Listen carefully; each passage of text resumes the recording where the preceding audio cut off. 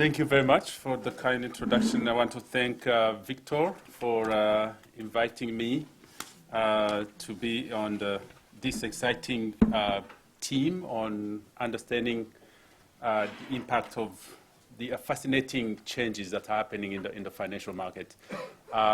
Presentation by the governor of the central bank was really fascinating in terms of the potential that we haven't even witnessed of how markets can transform people's lives. We think it sounds simple, but it's actually very, very powerful, that people can trade, sell their products, that I can send money to my people at home without having to travel there, without having to pay the huge fees from Western Union. I hope there's no Western Union stuff here. Yeah, they got rich from my money. Anyway, so contrary to the previous speaker, I don't have a finished paper. I'm only presenting ideas. And I hope that I actually get more feedback than his, because his is polished, so it doesn't need any feedback. I need feedback. So just to tell you a little bit about, and since I have 20 minutes, I'm not going to try to present the 41 slides that I had prepared. So I'll tell you what I'm hoping to be able to do and what we have already been able to see in the data. But just a little bit about the origin of these ideas. At the Political Economy Research Institute, I run the African Development Policy Program, and one of the things we do is we do training workshops, capacity building workshops for African development policy makers. So they pick topics, and then we facilitate the discussion. One of the topics we have been looking at is financial inclusion, or inclusive finance. And in one of the sessions, we had a discussion on the role of development banks, the history of development banks in African countries, and so on. And what was fascinating was the disparity of experiences, because we asked people to tell us what they see happening in their own countries. And you went from countries like Liberia, where the representatives were saying, forget about development banks, it's a bad idea, they are simply captured by politicians, it doesn't work. It's only a drain on national resources. To cases for example, in Tanzania, they were talking about how the success of the cooperative savings and loans system that has helped farmers to access credit and so on. And then you have the cases of modern, good, solid development banks like the IDC in South Africa, Industrial Development Corporation, on which I'll give some illustration, which is a major success in many ways. So it seems like, to me, it's an invitation for a good study that is we're trying to put together these experiences to see why we have successes and why we have failures.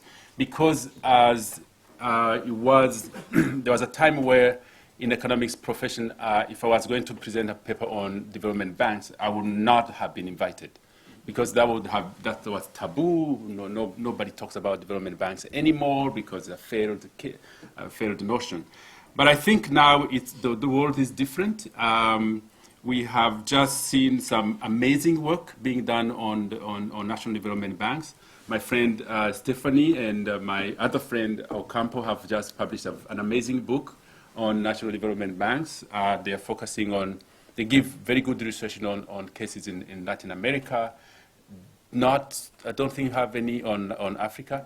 So I'll be picking her brains for the 2 days, because the idea is to see what we can learn from the experiences of developing countries in setting up national development banks.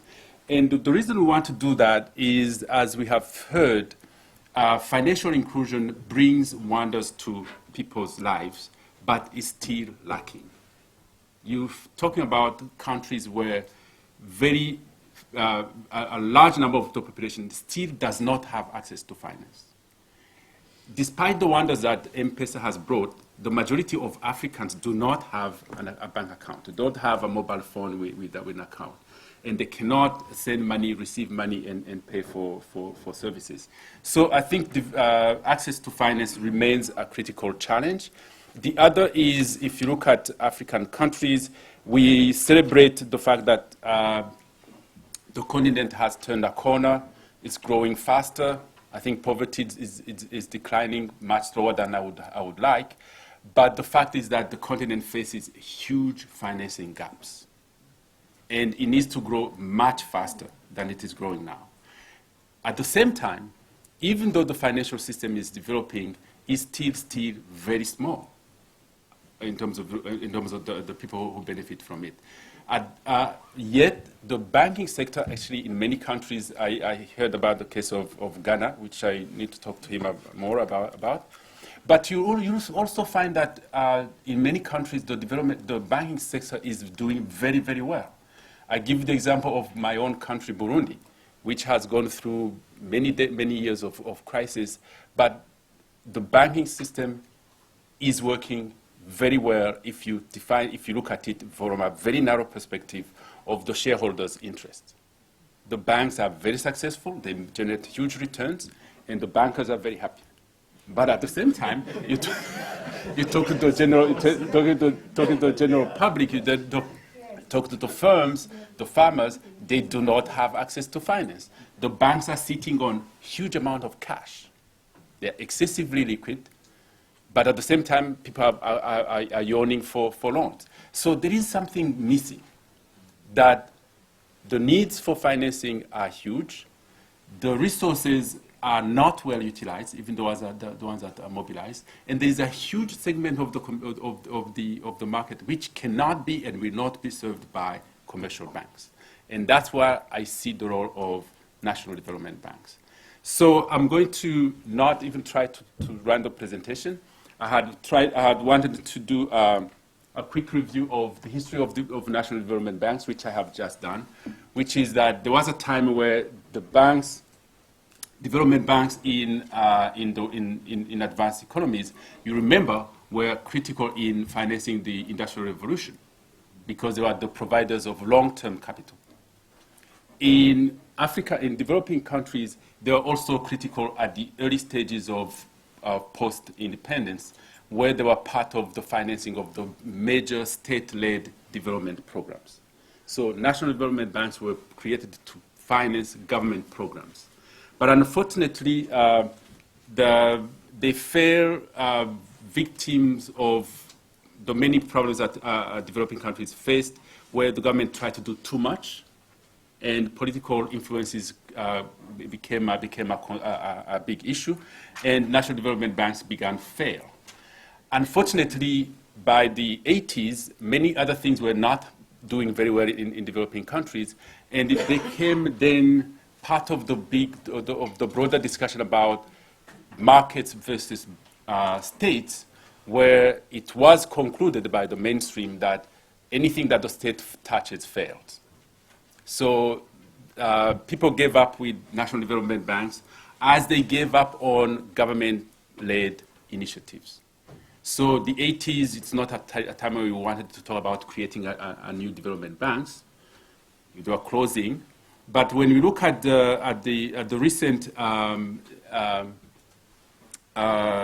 evidence collected by the World Bank does surveys of national development banks. There is the latest is in 2017. You see that, in fact, over time, even though 80s, 90s, there was virtually no new banks created, but more recently, there are new banks that are being created. And countries are talking about creating new banks and renovating, expanding existing banks.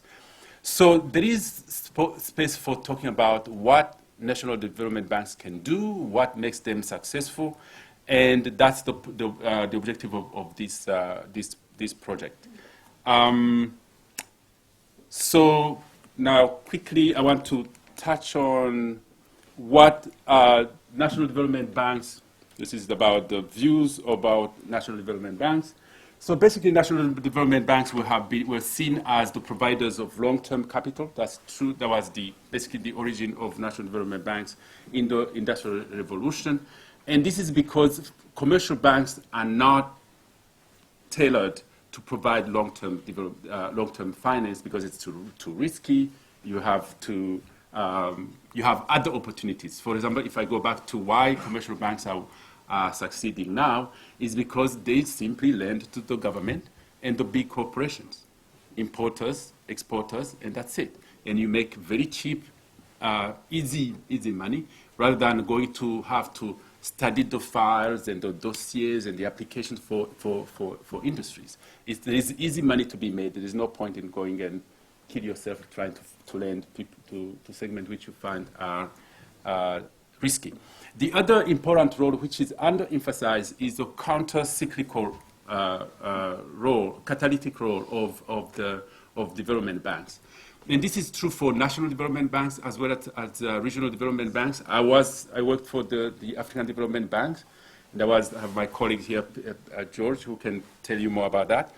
And one of the key areas of success of the bank was to help mobilize private investors in joining the African Development Bank in financing bigger projects. We call that the catalytic role of the ADB's financing. And at that time, we estimated that for every dollar that the bank put in the project, they were able to attract $4 additional. So that's something that I don't think is well researched, and it's an area that national development banks can have an impact on the financial system. The other is financing innovation. Again, because innovation is risky, you need somebody who is risk tolerating to be able to finance innovation. So a development bank is seen as said here, as a government policy instrument. It's really an instrument of the government to accomplish development goals. And the development bank is efficient when it does things that the commercial banks are not doing. I remember at the African Development Bank, I was director of the research. One of our job was to assess lending to the private sector. And one of our job was to see whether the bank was not displacing commercial banks. So we want to be additional. The bank has to be additional, not replacing what the private sector is able to do.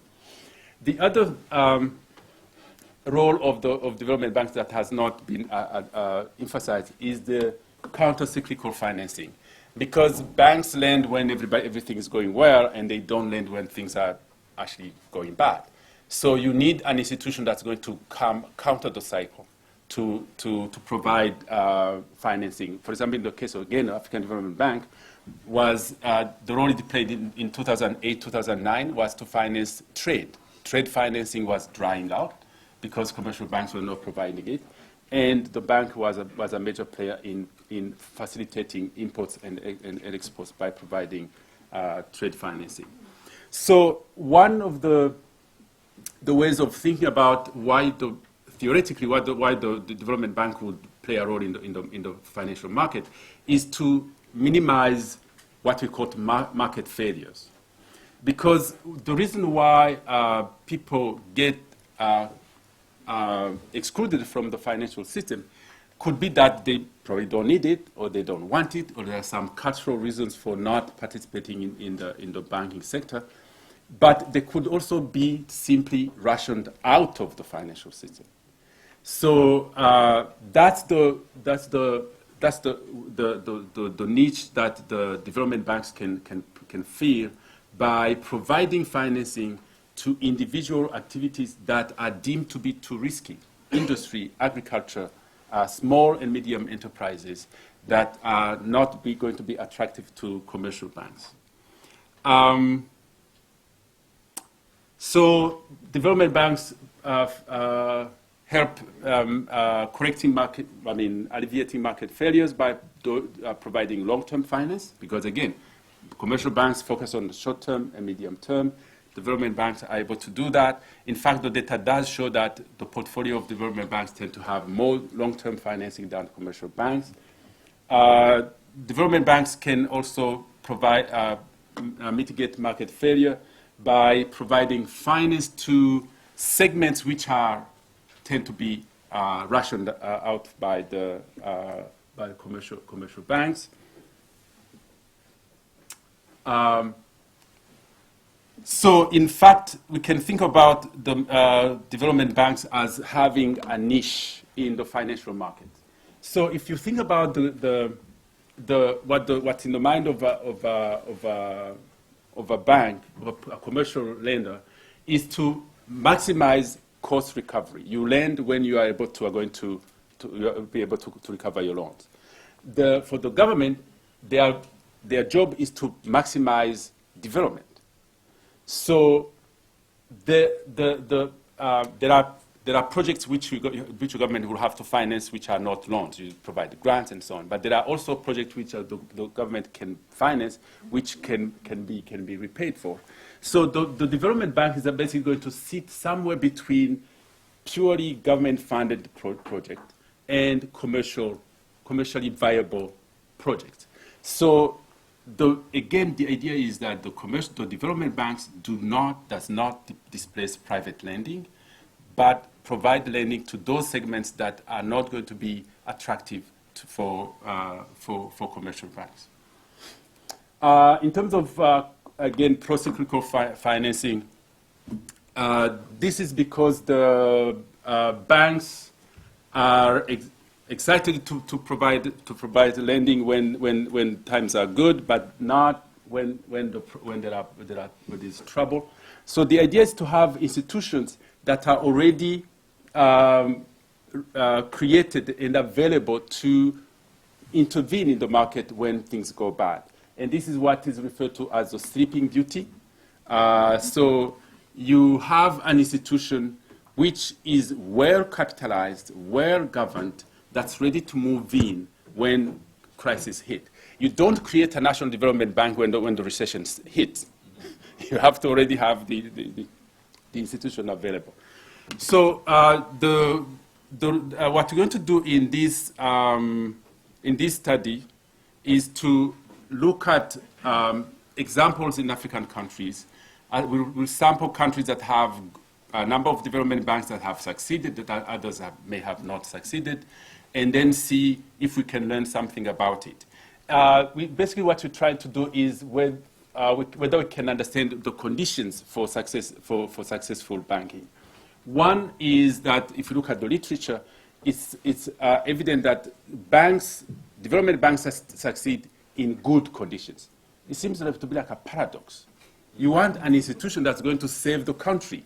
And it seems that the ones that are working in good conditions, well-governed countries, succeed better. So what do you do if you are creating a development institution in a country that's struggling? Okay. The other condition is mandate. It's clear that when you look at banks that have done well, they have a very good mandate. Look at regional development banks. They have a strategy over 5 years. It's clear what they're trying to do. When I was at the African Development Bank, it was about infrastructure, private sector, governance, and what's the other one? It was 3 of them. Now it's 5. You can't do 20 because African countries have 1 million needs, but you can't achieve them. So you have to discipline yourself. A clear mandate is very, very important. Another one is ownership, and this is critical. If you look at government, national development banks that succeed, they are very, very well run. In fact, in the case of IDC, South Africa, the criticism that they get is that they look like a commercial bank. It's like everything is well structured. They worry about cost recovery, the cost of resources, and you need to do that because the money you are using is somebody else's money. So you need to remunerate the lending. So now I'm going to give you some illustrations quickly. I'm going to start borrowing some minutes from the chair. I'm going to give you an illustration from. Yeah, he has money. It's going to be. It's going to be my development bank. So the IDC is Industrial Development Corporation, created in 1940. The mandate was very clear for this bank was to promote industrialization and trade, not a million things. And that's when in South Africa they were concerned that because of protectionism and of course sanctions, they needed resources domestically mobilized to finance economic activity. It's funded by loans and equity, and you'll see that. So I'll give you some statistics. One of the interesting features is that although it's a national development bank, it actually operates even outside of South Africa, although in terms of proportion, it's mostly in South Africa. So once again, clear goals, clear framework. And this is very, very important. A national development bank operates within the confines of the national development strategy because it's an instrument of development strategy. So it has to be very clear what they are trying to accomplish. So what you've seen is that if you look at their volume of lending, where do they get the money from? They have the resources and they lend, but they also invest. And that's actually a big part of their success. They generate revenue from investing their own resources. In fact, you can see that if you compare the loans and investment is a much bigger amount over time. Maybe we can use the other examples to the discussion also if some questions relate to that. Excuse me? Okay, maybe we can leave some of the other examples to the discussion also if Yes. some questions relate to that. Yes. That would be perfect. So would you like to present a concluding slide for the moment and then we can Yes. So let me go to then tell you what I'm going to do. Mali, Burundi, for those who want to talk about it. So, okay. So basically, what we're going to do is do a survey of banks, national development banks across the continent, and we are guided by a number of questions we want to understand about the functioning of national development bank. One, what's the mission? What's the vision? If you don't have a strategy, you're not going to succeed in anything. Okay. Then we want to ask how this relates to national development strategy, and whether the bank has priorities. Again, if you're going to lend to anybody who comes to your door, you don't make much progress. How do you mobilize your resources? Domestically, from abroad, and what is your impact and how do you measure it? Does it feature in your strategy or initially? Do you have an idea of what you want to accomplish? And what drives success? One of the area of focus we want to look at is how national development banks facilitate mobilization of microfinance, mobilization of resources for microfinance institutions. They basically do it by providing lines of credit to microfinance institutions, and we want to understand how they facilitate that access and monitor success of MFIs. A critical challenge for national development banks is what we call the double bottom line, which is you need to be financially sustainable, but you also want to look like a development bank, meaning promoting development. The other is a much bigger problem, which is governance. What is the institutional framework in which the development bank is operating? How much autonomy do they have vis-a-vis the government, and how much accountability, and how much freedom from political influence? Again, this is a new study. I don't have results. I don't have robustness checks. And I don't have a technical appendix for you to deal with. But I really need your input. I can share with you the longer presentation, and would appreciate your comments. Thank you. Thank you very much.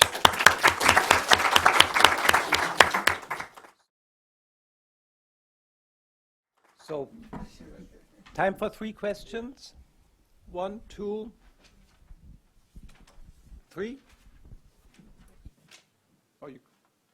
Sorry.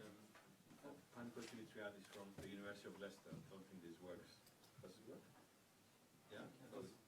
Hello? Can you hear me now? Okay, Panicos Dimitriadis, University of Leicester. Thank you for your very interesting presentation. It's very good to see development banks coming back to fashion. Because, you know, I've worked in this literature for a long time, and I remember the days that it was a taboo subject. You wouldn't talk about it. Now, in terms of a very quick answer, I would say, of course, you answered it towards the end. It's obviously it's governance, but I would say that independence within that governance, a clear mandate which goes with independence from politics, from all these changes in governments, what would protect you from political instability, and from what we see, not just in Africa but in Europe these days. If you allow the politicians to come close to it, then it's not gonna succeed. So, in some sense, what I'm going to propose is that you look at the governance of central banks, right? It's a similar sort of thing that the successful central banks are those that have clear mandates, right? Simple mandates, good accountability, and strong safeguards for independence. So that's where you need to think in terms of making them succeed, right? And obviously there is a niche between, you quite rightly said, the niche between the private and the state, that they have to operate somewhere. But it has to be a very narrow mandate, it seems to me, in order for it to be successful.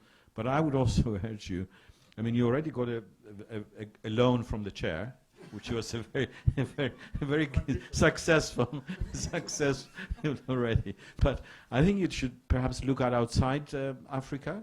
KfW is I think a very good bank, right? A very good development bank that started from the Marshall Plan, and the governance there is interesting. I'm not saying you should follow it, but it's there. It's a very successful bank, and it's important that you're not competing with obviously the private sector, and I think this is what they have managed to convince, more or less. They're not perfect. They have made mistakes, I understand. They've sent 300 million, I think, to Lehman just the day before they collapsed. So even that is not completely successful. But I think I would look at development banks outside Africa. So that's my feedback. It's not so much a question. Oh, by the way, I was a governor of a central bank, so I know a thing or two. Thanks, Leon. George Karach, African Development Bank. My quick one was on your first case study, the Industrial Development Corporation, South Africa. I just came from Johannesburg not even 24 hours ago, and there's actually the street of Joburg, central Joburg is actually burning. And so if you are suggesting the two mandates, job creation and social inclusion, actually succeeded, I'm not too sure. And so maybe what you need to do in the case of IDC is to look at the period prior to 1994. Maybe they did very well because it was created in 1940. So maybe they did quite a lot of good job. They delivered on their mandate prior to that. But post 1994, I think the reason why there's a lot of tension and attacks against African migrants, not just foreigners, African migrants in particular, is this thing on marginalization. And so the issue of job creation and social inclusion in South Africa is actually a very major issue. And by the time I was leaving, I think the World Economic Forum was happening. 4 countries boycotted. I think it was Rwanda, Malawi, Zambia, and DRC. So to suggest that IDC succeeded, just check the data again, and maybe you have to split the time periods in which it has performed. Thank you.